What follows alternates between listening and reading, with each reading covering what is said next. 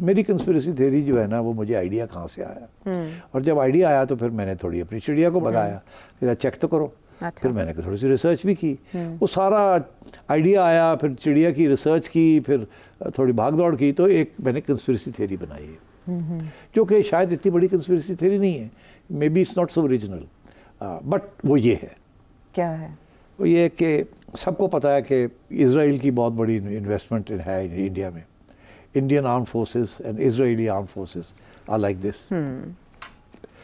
Drones جو India استعمال کر رہا ہے کم فرام اسرائیل. یہاں تک خبریں ہیں کہ اسرائیلیز کے لیے ایک چھوٹی جگہ کشمیر کے اندر بھی ٹورسٹ اسپاٹ بنایا گیا ہے.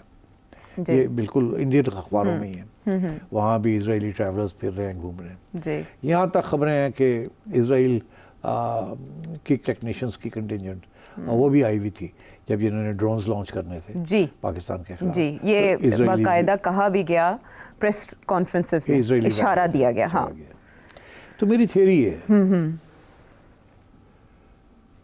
میری تھیوری پہلے دن تھا یہ فالس فلیگ آپریشن.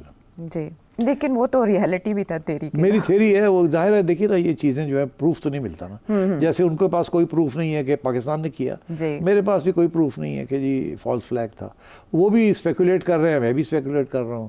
وہ کہتے ہیں جی کہ پاکستان کی ٹریک ریکارڈ ہی ہے کہ یہ کرتے رہے اس لیے یہ بھی کیا ہوگا. اچھا، میں کہتا ہوں آپ کا بھی کوئی ٹریک ریکارڈ برا نہیں ہے، آپ نے بھی 3-4 فالس فلیگس کیے. سمجھوتا ایکسپریس بھی کیا آپ نے، اور وہ چتی سنگھ پورہ بھی کیا آپ نے، اس کے اوپر ایویڈنس ہے سب جگہ. اور شاید ایک آدھ اور بھی کیے. اور پھر یہ تو what's so I think going forward میری یہ خیال ہے کہ اسرائیل کے اوپر اس وقت بڑی میسو کرٹیسزم اور کنڈیمنیشن ہو رہی ہے غزہ کی وجہ سے.